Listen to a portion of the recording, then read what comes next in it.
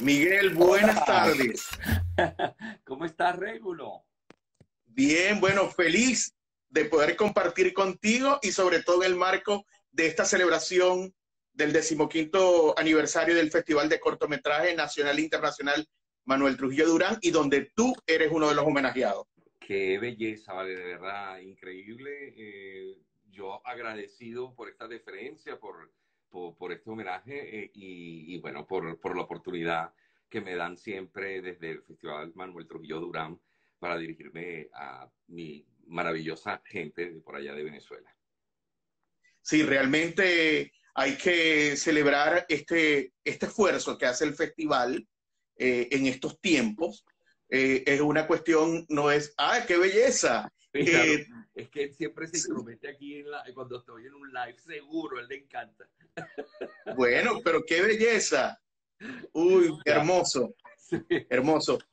Y bueno, te comentaba y te decía que es muy importante y somos, de verdad que tenemos un momento, si bien es cierto, muy particular como seres humanos, como habitantes de este planeta, con toda esta situación que estamos viviendo a nivel mundial, pero en nuestro caso, que tal vez desde la ciudad, que en Venezuela ha sido más golpeada por todo el tema no solo pandémico, sino social, humano, político. Bueno, allí las ganas y las fuerzas por el festival no se detuvieron y es una iniciativa maravillosa de la Dirección de Cultura de la Universidad del Zulia, de la Así es. Universidad del Zulia, de dar una cara y de decir, bueno, aquí estamos, vamos a seguir contribuyendo y como lo decían uno de mis maestros en el área de la gestión cultural, este es el momento de que los protagonistas de la cultura, de los hacedores de cultura, sobre todo porque los que nos quedamos en casa estamos compartiendo a través de estos instrumentos culturales nuestro divertimento, nuestra recreación, nuestras emociones. Y bueno, de verdad que ha sido bien, bien especial. Y allí, por allí iría la primera pregunta de esta Así es. conversa, Muy bien. porque realmente el festival, cuando decide homenajear y homenajearte a ti, eh, es por ese lado humano, por ese plano humano de ustedes los realizadores, ¿no? Y quisiera que contáramos un poquito y que compartieras, porque no todos los que nos están siguiendo en esta conversa hoy es gente de cine o gente que ha hecho cine o investigador del cine, sino gente que, bueno, trata de unirse a esta celebración y va descubriendo. Y quisiéramos que habláramos un poquito de tus inicios, no con las artes, porque de eso también vamos a hablar. Pero con el mundo del cine, ¿cuál fue esa aproximación primera cuando niño, cuando joven o ya cuando adulto comenzaste a descubrir más ese acercamiento para poder luego construir todas estas historias tan hermosas y maravillosas que has compartido y que has sociabilizado con todos? Wow, bueno, yo lo que recuerdo, la primera vez que recuerdo algo que tiene que ver con el cine fue en El Silencio, porque mi papá tenía una barbería. Yo soy hijo de inmigrantes italianos, mi papá era pues un italiano que tenía una barbería en El Silencio y en la esquina del bloque 4 había un cine muy emblemático del centro de Caracas que se llamaba el Cine Junín. Eh, Imagínate, yo ese es mi primer recuerdo que tengo de un cine, porque además como estaba allí, vivíamos allí muy cerca, eh, pues, eh, pues recuerdo que mis primeras películas fueron allí, las vi allí y además luego eh, yo estudié en La Salle Tienda Honda, y muy cerca, pues yo tenía un compañero de clase que también era hijo de italianos, hijo de napoletanos, y tenían un supermercado en el edificio Roma, que estaba en la avenida Panteón, y en el edificio Roma había un cine que era el Cine Roma. Entonces imagínate esa combinación, esta cosa que tiene que ver con las dos culturas, con Italia, con Venezuela, y unidas a través de lo que era el cine, ¿no? Entonces esas son eh, mis primeros contactos con el tema del cine. Bueno, te imaginarás las cantidades de películas que vienen esos dos cines, en el cine Roma y en el cine Junín.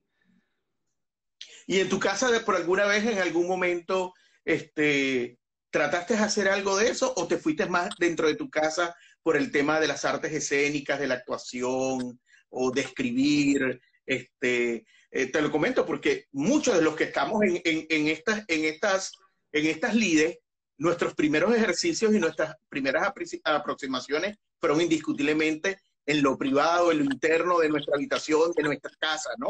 Y era como esos primeros descubrimientos que luego después fueron haciendo estrellas hasta que dijiste, bueno, aquí es el momento. Wow, pues mira, fíjate, ahorita que estamos hablando en esta cosa tan maravillosa, que estas son estas nuevas tecnologías que uno puede hablar y que por supuesto, cuando uno era un niño, esto lo veía como de ciencia ficción, una cosa así como, wow, ¿no? O sea, una cosa que podamos hablar, vernos a través de un teléfono, ¿no?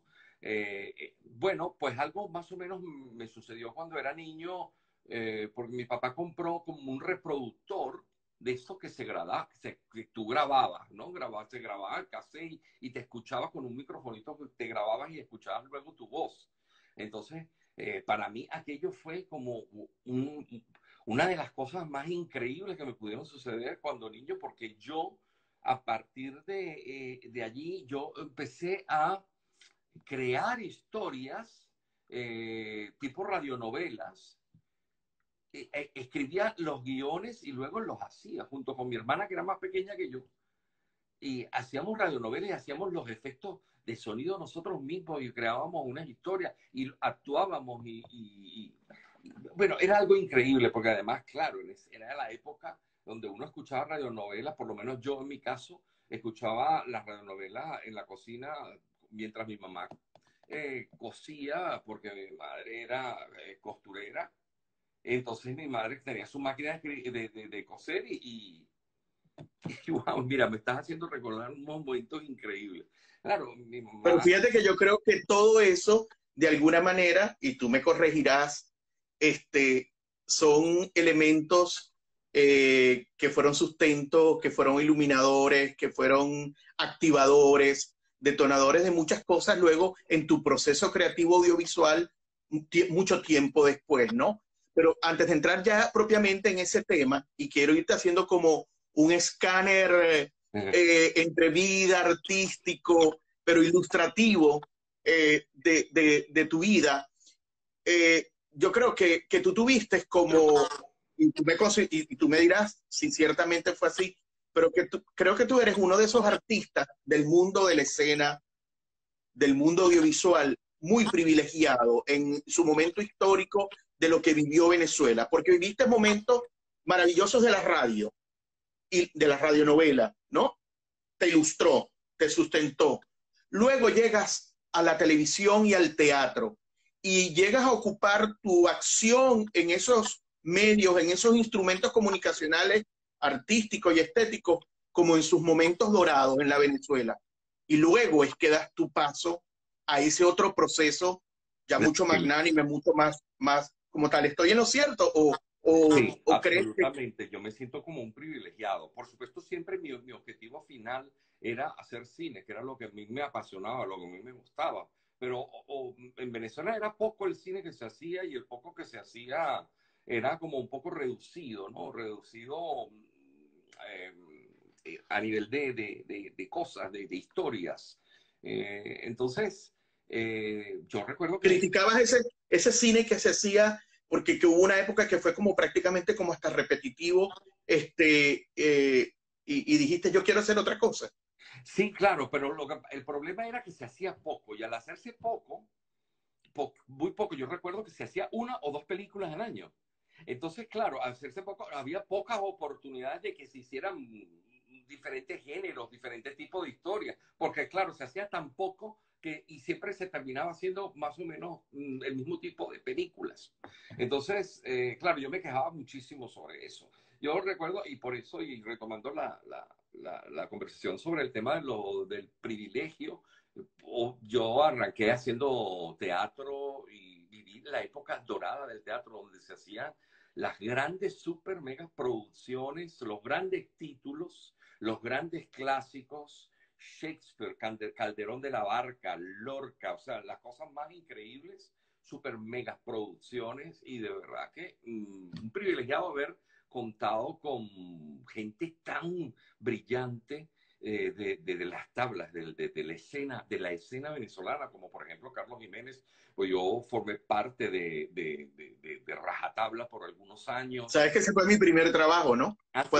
Cuando Carlos hizo Bolívar en Maracaibo, el estreno mundial de Bolívar, yo estudiaba en el Colegio de Bellas Artes, tenía apenas 18 años, y me dijeron, eres asistente de Carlos Mogón, de Carlos Jiménez, y lo que él necesite, tú tienes que conseguirlo y Wow, tienes que lograrlo. pero una Y bueno, responsabilidad con y de 18 allí años. salió una relación hermosísima con Carlos Jiménez, bueno, por mucho tiempo como tal.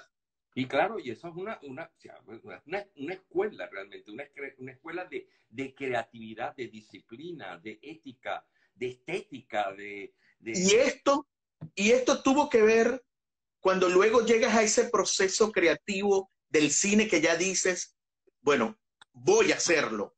¿Cuáles fueron esas primeras experiencias y allí estuvo el sustento, todos esos elementos, o te cambió por completo otro plano y entras en otro proceso creativo, individual, anecdotario? Es que ¿Cómo todo fue eso? suma, es que todo suma, porque además uno como cineasta plasma un poco también tus propias vivencias, lo que tú eres.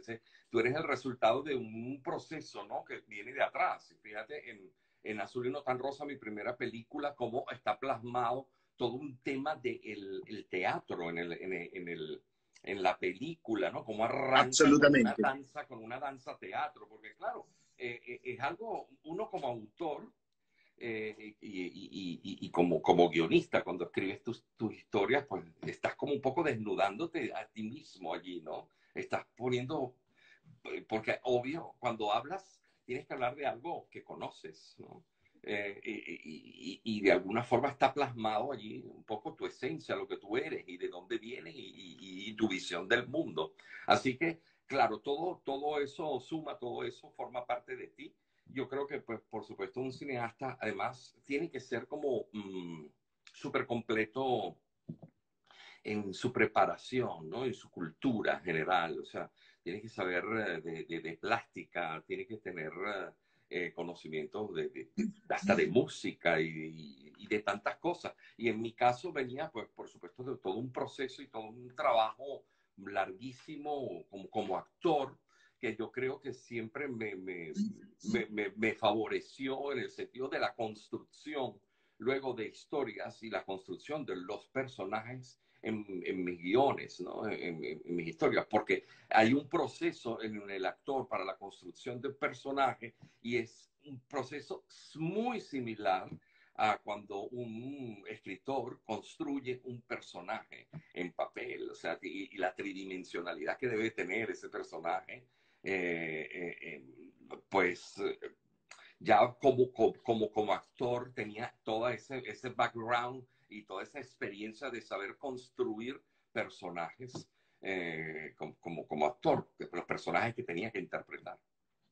Y fueron dentro de tus dos procesos de creación cinematográfica, estos estadios de alguna manera se repitieron, lógicamente con historias distintas, con momentos distintos, pero siempre sustentado en en esas anécdotas, en esas vivencias, en esos recuerdos, en esas construcciones y visualizaciones a futuro desde lo muy interno.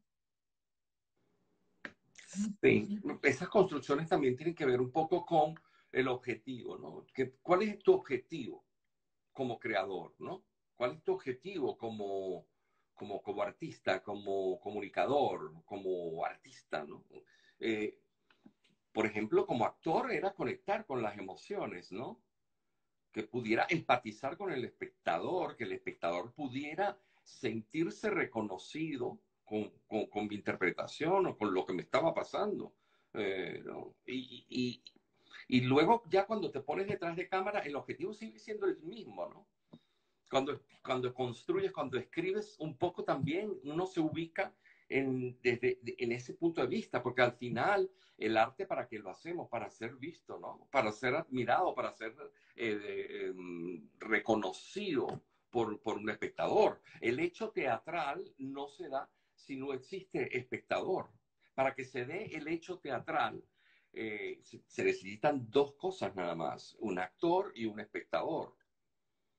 Si falta uno de los dos, no se da el hecho teatral. Pues en el cine pues es exactamente lo mismo. Uno no hace películas para que no las vea nadie. Uno hace películas, hace cine, cuenta historias para que las vean, porque ese es el fin último. Entonces, uno como guionista, desde la fase inicial, que es la fase de creación de una historia, pues uno nunca puedes perder esa perspectiva de que eso va al final a llegarle a alguien y que ese es el objetivo final, comunicar, conectar, empatizar y que ese espectador se sienta reconocido en esa historia y en eso que estás contando, ¿no?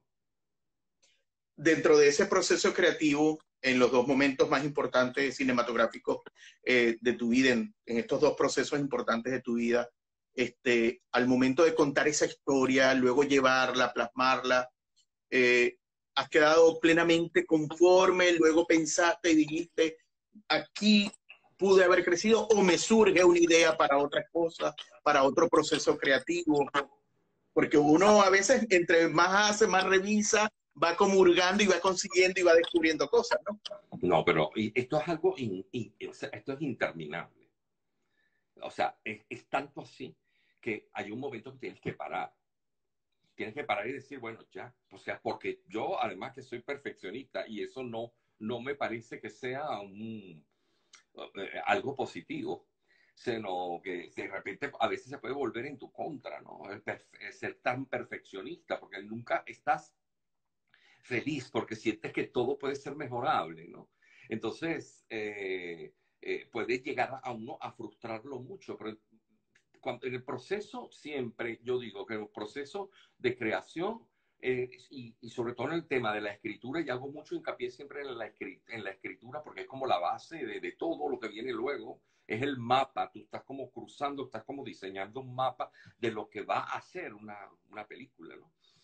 Entonces, desde el proceso de la escritura, uno tiene siempre que forzarse, esforzarse muchísimo, porque todo es mejorable y a todo se le puede dar la vuelta y todo es cuestionable. Entonces, cuando uno ya cree que lo tienes, no pienses que lo tienes, revísalo, descánsalo, vuélvelo a retomar, busca otra vía, aunque creas que lo que tienes es lo mejor posible, cuestiónalo siempre, porque siempre va a salir algo interesante y que puede ser y que puede ser mejor. Fíjate que a veces las dificultades de producción, por eso que el proceso Claro, de la escritura de un guión no se claro. termina nunca, pero a veces las dificultades de producción te obligan a cambiar cosas del guión y resultan que son beneficiosas para el proyecto, les da otra cosa a la película, le da algo que es mejor todavía, porque eso Bueno, te está porque, y ese es obligando. el proceso creativo, el proceso cultural, por eso es que es dinámico, ¿no? Y es activo constantemente, es vivencial como tal. Y ahorita que estás hablando de eso, fíjate que por lo menos yo sé que tienes tiempo viviendo fuera de Venezuela, pero tu conexión con Venezuela es extraordinaria, siempre te toca y siempre lo manifiesta. De diferentes formas.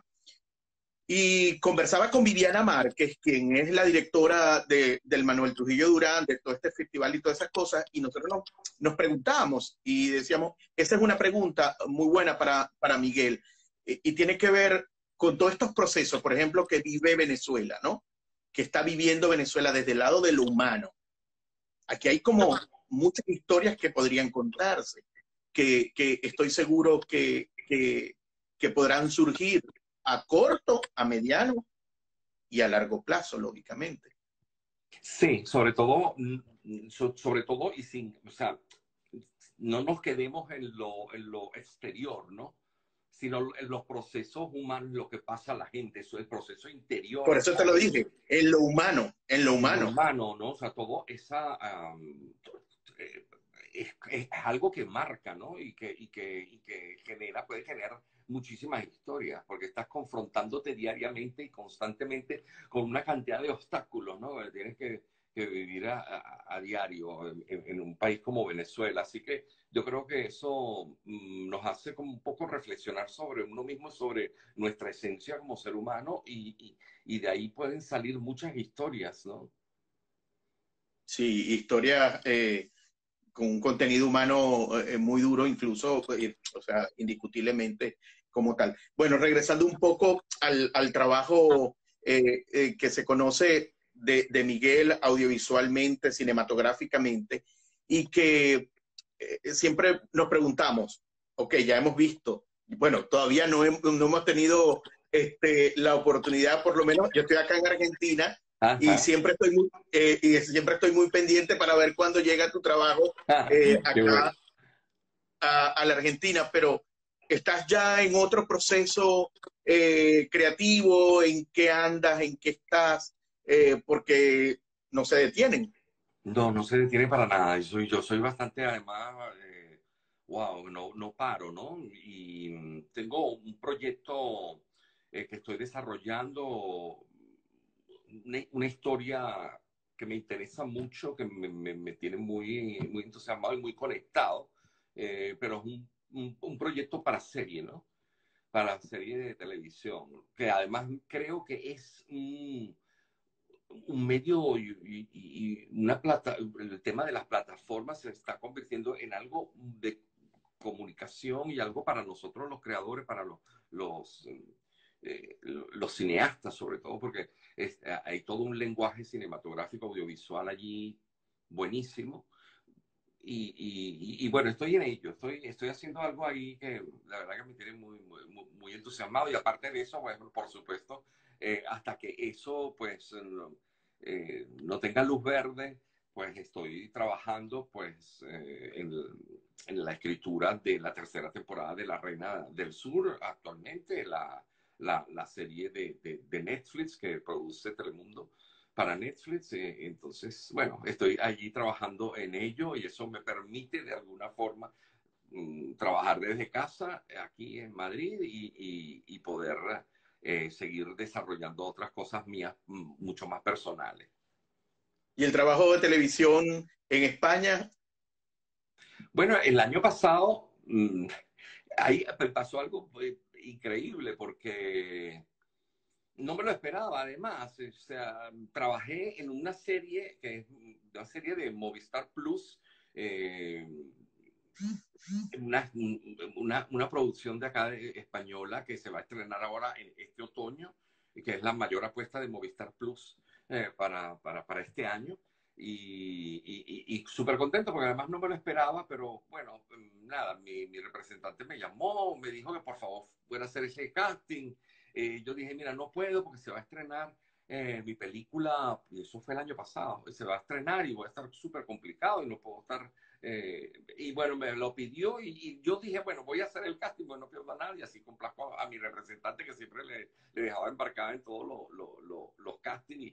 Y bueno, fui, hice el casting, me llamaron. Bueno, la verdad que fue una experiencia bellísima, una super mega producción, la verdad, una experiencia maravillosa como actor, y de alguna forma corroborar que esto de actuar es como montar en bicicleta, es algo que no se olvida, ¿no? Así que fue como retomar un poco esa faceta, que no es que la haya abandonado, sino que está como no, presente. claro. No, y es que también se van cumpliendo ciclos, periodos y luego se retoman y es todo un engranaje que al fin y al cabo, como tú muy bien lo dijiste, todo tiene que ver con todo, todo te va dando, todo va sumando, Sí. todo te va oxigenando y estoy seguro que de todos estos procesos vendrán incluso hasta cosas más extraordinarias y maravillosas. Sabes que aquí el tiempo avanza y contigo podemos conversar mucho más tiempo, Sí. pero por supuesto quisiera conocer tu opinión porque ya desde el punto de vista ahora con el tema del festival, regresando un poco al origen de la conversación, y es que indiscutiblemente el festival, los festivales tienen su, no solo su razón de ser, sino a la larga es como ese sembrar a futuro, ¿no?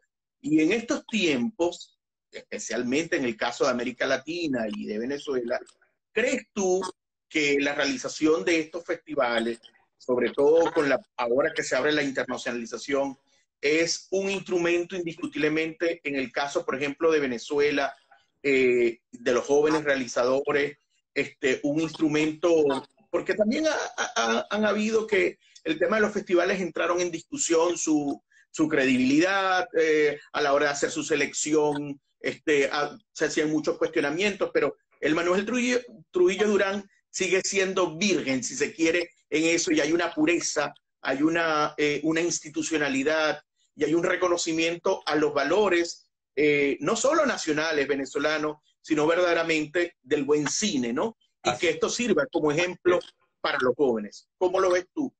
El valor en este momento es, de este es- instrumento de sí, valoración. es importantísimo y además es algo que para los nuevos cineastas es un lugar interesante de proyección, ¿no?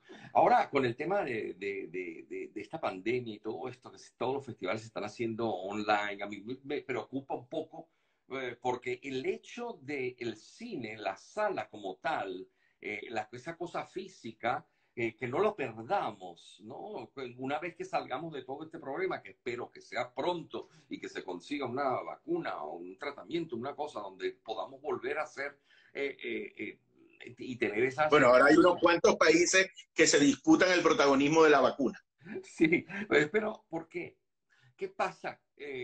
Yo entiendo lo de la masificación y las cosas de la plataforma es algo súper interesante y para nosotros los cineastas es un medio de proyección importantísimo, pero el cine es algo que no se puede perder porque es un espacio donde se genera una energía muy particular. Es- no es lo mismo ver una película en la sala de tu casa Totalmente de acuerdo. que verlo en un cine, no solo ya por el tamaño de la pantalla, porque ahora hasta la gente se compra El pantallones rito gigantes. es un rito ir al cine. Totalmente, pero es que además tú te sientas en una butaca de un cine con gente que tú no conoces, con gente desconocida, y eso es lo maravilloso, que empiezas a sentir la energía de toda la gente que está alrededor tuyo, que no conoces de nada, pero empiezas a vibrar frente a esa pantalla. Así que la energía que se genera en un cine es algo muy especial y es algo que no se da igual en la casa de uno, por más pantallota grande que tengas dentro de la casa. Así que yo creo que el... Y otro tema es el tema de los autocines, que ahora pareciera que por moda, no por resolver desde el punto de vista estético,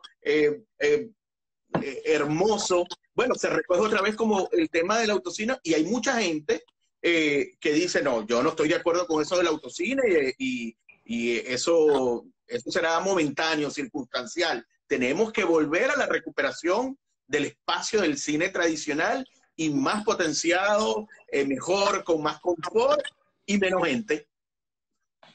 Sí, pero bueno, menos gente por ahora, ¿no? Sí, claro. Espero ver de nuevo las salas de cine llenas completamente, porque es una experiencia única, ¿no? Y lo de los autocines, bueno, pero es que es una experiencia totalmente diferente, al igual que las experiencias de ver cine al aire libre también, que es una experiencia totalmente diferente. Yo creo que hay público para todo y todos son una experiencia No, y que todos los momentos el hombre, el ser humano va buscando respuestas alternativas hasta volver a consolidarnos y entrar, como lo decíamos, en ese rito maravilloso de entrar a una sala de cine con un confort extraordinario, con una pantalla, un sonido, de verdad que es así. sí, así es. Esperemos bueno, que salgamos pronto de esto, sobre todo para nosotros los creadores, yo por lo menos en particular, un poco angustiante, porque hay gente que dice que esto no se va a acabar, el tema este dentro de 3 y 4 años, que todavía estaremos así. Yo espero que sea lo más pronto posible, porque yo no creo que podamos hacer solo películas intimistas, porque imagínate, entonces se acabaron las películas de época, pues, porque eso sería como ilógico, ¿no? Porque antes la Eso es uno de gente... los mayores retos que tienen ustedes como creadores, los guionistas, de cara a lo que pueda venir, porque creo que es incierto, el futuro es incierto, más allá de nuestra voluntad y de nuestro deseo, pero tenemos que ir buscando alternativas y soluciones, asumiendo retos de cara a la incertidumbre. Sí, sí, bueno, soluciones a corto plazo, ¿no? Yo intento lo posible pensar que esto en algún momento retomaremos cierta normalidad para seguir contando historias pasadas en donde no, porque claro, el tema básicamente aquí es un tema de producción, cómo produces esas cosas donde tienes que hacer manifestaciones, donde tienes que haber un conglomerado de gente reunida en un mismo espacio, por ejemplo. ¿Cómo lo haces? ¿Cómo lo haces sin que haya un contagio, pues, o sea, por este virus, por esta cuestión? Pues entonces, claro, tenemos que idear historias donde, bueno, sea factible producirlas, pero también pensando que esto va a ser algo momentáneo y que podemos en un futuro poder pues podemos seguir contando estas historias que no tengan que ver solamente con el confinamiento y las distancias, ¿no? Sí, bueno, afortunadamente el cine ha sido uno de los medios que hasta está siendo experimental para las artes escénicas en general, ¿no? Acá hay mucha expectativa con la apertura de los cines, primero para ir volviendo a ganar la confianza de la gente, que la gente comience a hacer la cultura de ir, de perder el miedo, porque eso es otro tema que está en el tapete, pero que a la vez sirva un poco para ir rompiendo todos esos protocolos de las artes escénicas con los grandes conciertos, con las obras de teatro intimista, con los teatros tradicionales o líricos. Y bueno, aquí hay todo una, eh, no solo aquí, porque lo hemos visto en España, lo hemos visto en Italia, y hay una articulación bien importante entre el sector cinematográfico con el mundo de la escena en general, porque ahí hay una conexión de experimentación en estos tiempos muy, muy importante de Así cómo es, va a ser ese comportamiento. así es, ¿Y, así es. y cómo visualizas tú en el caso tal, vamos a suponer que sigamos con un tiempo importante este tema, ¿qué alternativas ves? ¿O se te ha ocurrido algo? Ya tú dices, bueno, si esto se da a la larga, se me ocurre que por aquí podemos hacer algo, que podemos, porque hay muchos jóvenes que también están como a la expectativa, unos con menos posibilidades, porque las realidades son totalmente distintas. Imagínate tú para un realizador en estos momentos en nuestros países latinoamericanos, donde la pandemia está instalada como tal en estos momentos, ¿no? Sí, bueno, es un excelente momento incluso para la gente que comienza y para las películas y para las historias low cost, como decimos, porque es maravilloso porque realmente se tienen que hacer las películas con un equipo mínimo, con un equipos muy reducidos y contar historias más bien de cámara, historias intimistas, historias incluso de soledades, ¿no? Porque Muy son, individuales. sí, y entonces yo creo que es un excelente momento incluso para aprovechar, para irnos un poco a esa cosa eh, interiorista, ¿no? Y de pequeños equipos, ¿no? Historias íntimas. Historias íntimas, ¿cierto? Y bueno, yo creo que eso es un gran ejemplo y a la vez un exhorto, un estímulo para la gente joven, para la gente que está experimentando, que está comenzando y que también está en el marco de siguiendo este festival. Ya para concluir tu valoración directa, ¿qué sentiste, qué emoción y lo que ha significado para ti que un festival como el Festival de Cortometraje, el más antiguo en Venezuela, nacional, ahora internacional, Manuel Trujillo Durán, haya decidido homenajearte, ¿no? Sobre todo porque yo que viví perfectamente lo que fue la emoción del estreno de Azul y no tan rosa en Maracaibo, en Elía Bermúdez, yo era en ese momento el presidente Elía Bermúdez, Y son de Era esas imágenes, Miguel, que yo impresionante. no puedo olvidar. Cuando a mí me preguntan, algunos momentos, los periodistas, cuando sucedió que yo salí del Elías Sí. Bermúdez, me dicen, ¿qué momentos especiales recuerdas de tus 27 años en Elías Bermúdez? Y entre los tres primeros se me viene justamente el estreno de Azul y no tan rosa en Elías Bermúdez. Fue una cosa apoteósica. La verdad, fue impresionante, porque además fue la primera vez que yo sentí el contacto con el espectador, con la película, ¿no? Con Azul y Nota Rosa y el espectador.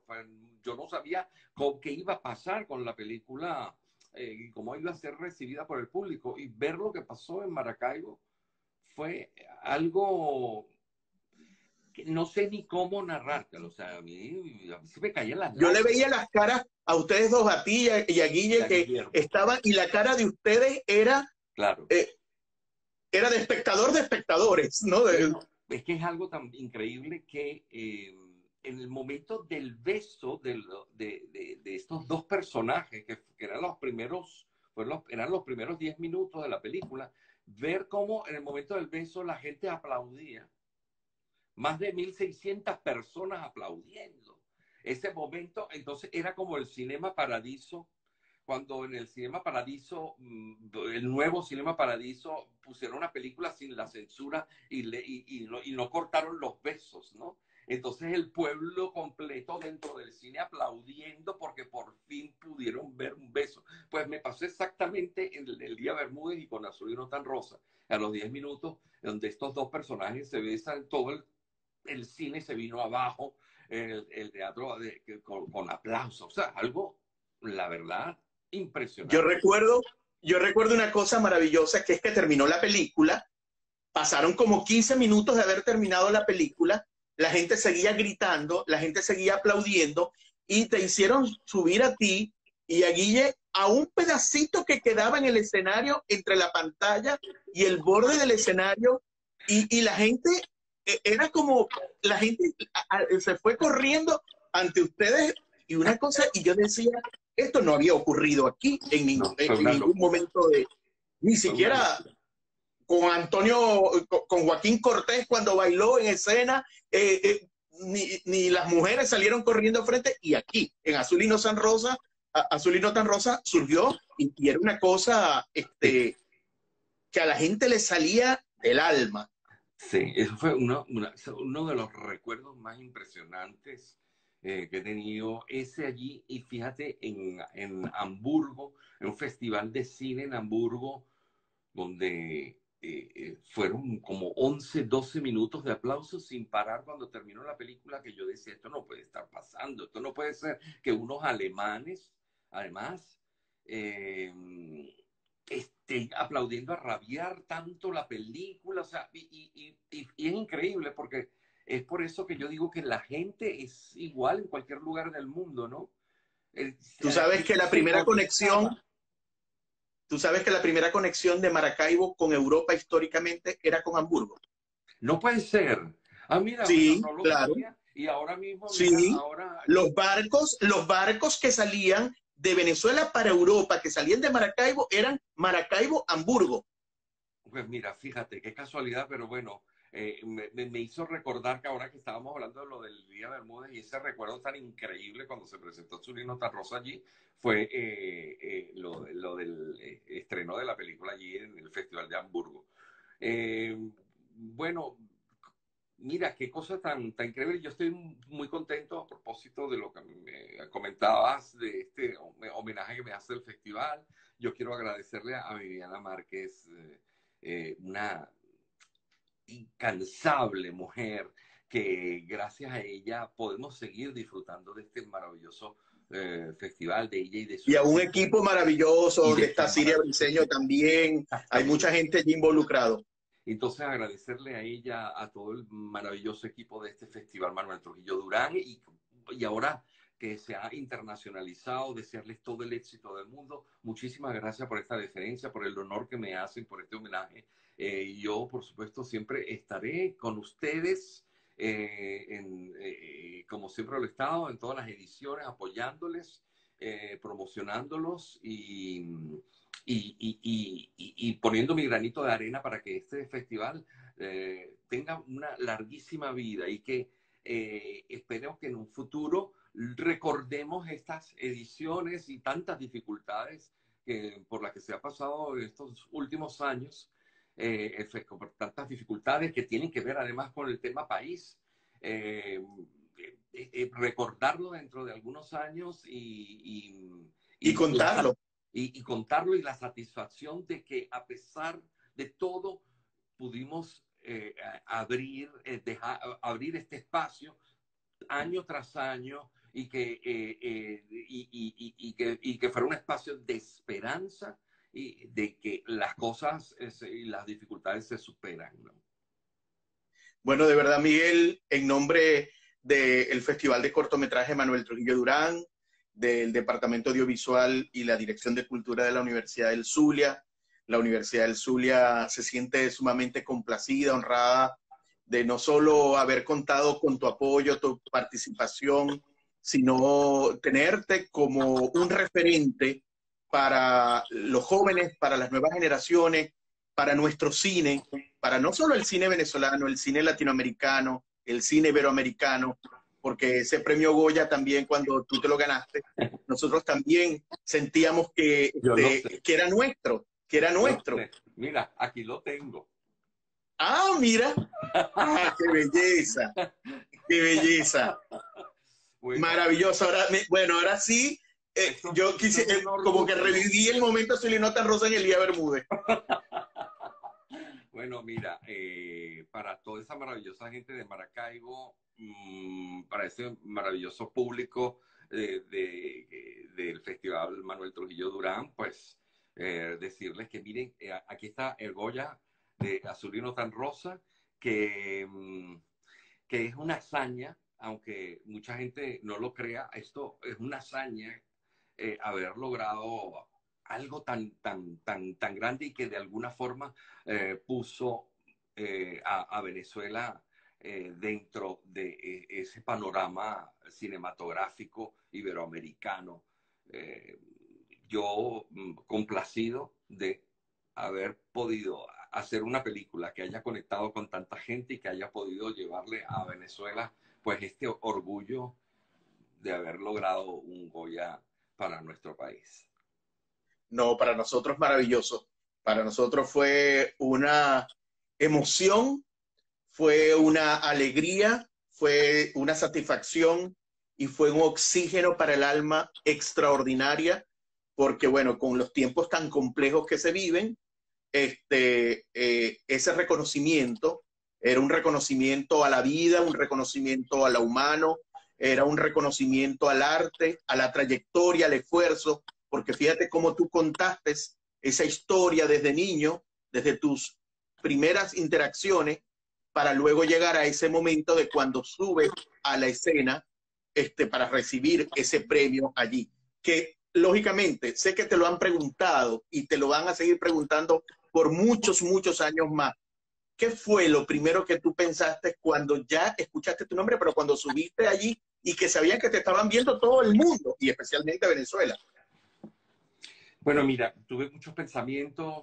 Por supuesto, uno de mis primeros pensamientos fue hacia mi papá, que nunca llegó a ver la película porque él falleció antes del estreno de la película. Era una película que se la había dedicado a él, pero se fue, le dio un infarto fulminante. Esto fue una cosa que inesperada por todos nosotros y por supuesto creo que fue esta cosa, esta energía maravillosa que siempre me acompañó y que acompañó la realización de esta película y que fluyera todo y que llegara a ese punto de poder subir a ese escenario a recibir un premio Goya, pues mi primer pensamiento fue pues para él y por supuesto para un país, ¿no? Para un país que había esperado una película como Azul y no tan rosa, ¿no? Como yo lo dije en ese momento, ¿no? Una película que se hablara de otras cosas, de eso que nunca se habla, ¿no? De que está allí, pero que no se habla porque, por ciertos prejuicios, ¿no? y que tanta gente y tantas familias que se pudieron reconocer en ella. Bueno, un poco fue eso, mi pensamiento a un país que lucha, un país súper creativo, de gente súper trabajadora, de gente tan talentosa, ¿no? Y que le hacía falta buenas noticias y que no todas las cosas que surgían en nuestro país eran cosas malas, sino que había gente luchadora, trabajadora, con talento, que que ponían nuestro país en el panorama mundial con mensajes positivos y con cosas positivas, ¿no? Fue un poco eso, fue una mezcla pues, de alegría, mi satisfacción personal, eh, mis compañeros de la escuela de cine aquí en España, de Madrid, mis profesores, mis maestros de cine de aquí, Bueno, españoles. no te quiero contar en Venezuela, lo que fue en Venezuela entre la gente que estamos trabajando en esto, que te habíamos visto, que nos habíamos aproximado a ti y que conocíamos todo ese proceso, ¿no? Por eso te digo que fue un triunfo también como nuestro. Nos sentíamos que estábamos allí. Así es. Era, era un reconocimiento a todo eso valioso que nos dio Venezuela, que te dio Venezuela, que te permitió construir Venezuela, porque aparte toda la película la hiciste en Venezuela, la desarrollaste en Venezuela, y con actores venezolanos, y con gente que uno descubrió, redescubrió y volvió a ser suyo, ¿no? Yo en estos días pasados leí una entrevista de Hilda Abraham y alguien le preguntó, le dijo que sus dos momentos de su actuación, ella dice indiscutiblemente fue cuando hizo Caína y cuando hace la película, ¿no? Que son Sí. como sus dos referenciales para todo el mundo, ¿no? Sí, sí, le marcó la vida a A mucha prácticamente gente. todos los actores del elenco, ¿no? Fue increíble, de una forma increíble. La proyección que logró cada uno de esos actores que participó en la película fue increíble, ¿no? Fue prácticamente como el lanzamiento de Sócrates Serrano, que es un gran actor, y Maravilloso. a ser súper reconocido en el teatro, en el cine, en la televisión. Luego, pues, por supuesto, el relanzamiento de Hilda y de tantos actores dentro de esa. Bueno, lo de Guillermo también. Él tuvo. No, lo de Guillermo fue una cosa extraordinaria también. Sí, sí. Pero eso Muy, sobre muy todo querido. por la generosidad que pusieron todos los actores en la película. Pues fueron tan generosos con la película que eso el universo, el mundo se los devolvió. ¿Sabes? Eso, yo siempre creo mucho en eso, en la energía. Y cuando uno es Claro. generoso, el universo te lo devuelve, te lo devuelve. Y ellos fueron muy generosos, no solo con la película, sino con esos personajes y con la responsabilidad que tenían para interpretando unos personajes complicados. Y lo hicieron súper abiertos y con ganas de hacerlo con todo el respeto del mundo. Eso la vida se los devuelve, es una cuestión energética. Por eso todos triunfaron después de la película, ¿no? Y con la última producción, algo en mente que en Venezuela no se ha podido, por ejemplo, aquí en Argentina, mucha gente me ha preguntado que conoce de tu trabajo, me dice, ¿cuándo llegará a Argentina? Hasta yo te pregunté una vez por privado, ¿no? Porque, bueno, hay que hacer algo también para ver en el menor tiempo posible poderla disfrutar también por estos predios. Sí, bueno, te refieres a la noche de las dos lunas, ¿no? Sí, la noche de las dos lunas, Sí, exacto. eh, por supuesto estará próximamente en unas plataformas muy interesantes que se están abriendo con cine venezolano. Vamos a llegarle a prácticamente todos los países latinoamericanos y yo creo que es una excelente noticia, sobre todo con esta diáspora que hay con tantos venezolanos que han emigrado, pues poder acceder a nuestro cine, ¿no? Y a algo tan nuestro como lo que hemos hecho en Venezuela, pues yo creo que es una muy buena noticia.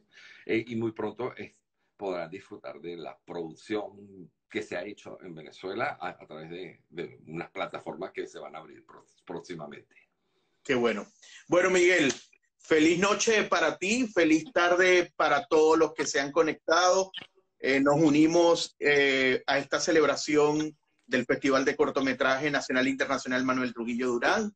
Y gracias de verdad por habernos permitido esta conversa y te felicitamos por haber aceptado este reconocimiento y este homenaje para ti de verdad, de todos los que estamos detrás de esta organización.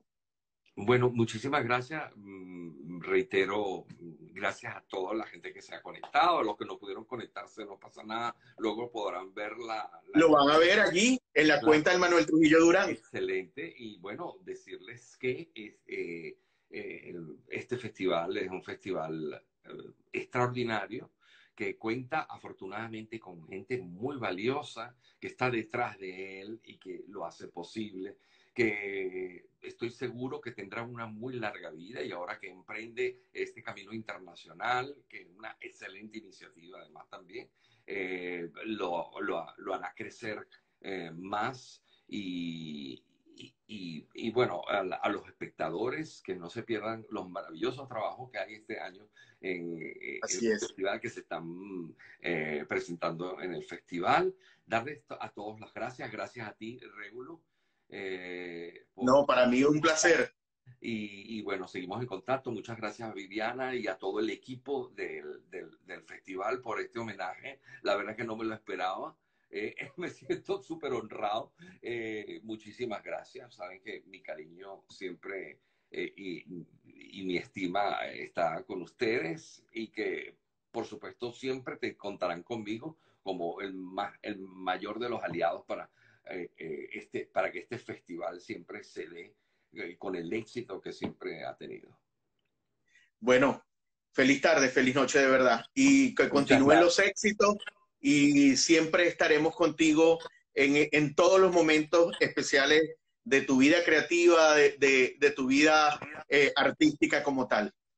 Muchas gracias. Para todos, continúen conectados con toda la excelente programación que ha diseñado el Festival de Cortometraje Nacional e Internacional Manuel Trujillo Durán, con todas estas conversas con los homenajeados, que gracias también a Zulber Marín, que nos va a estar acompañando mañana sábado.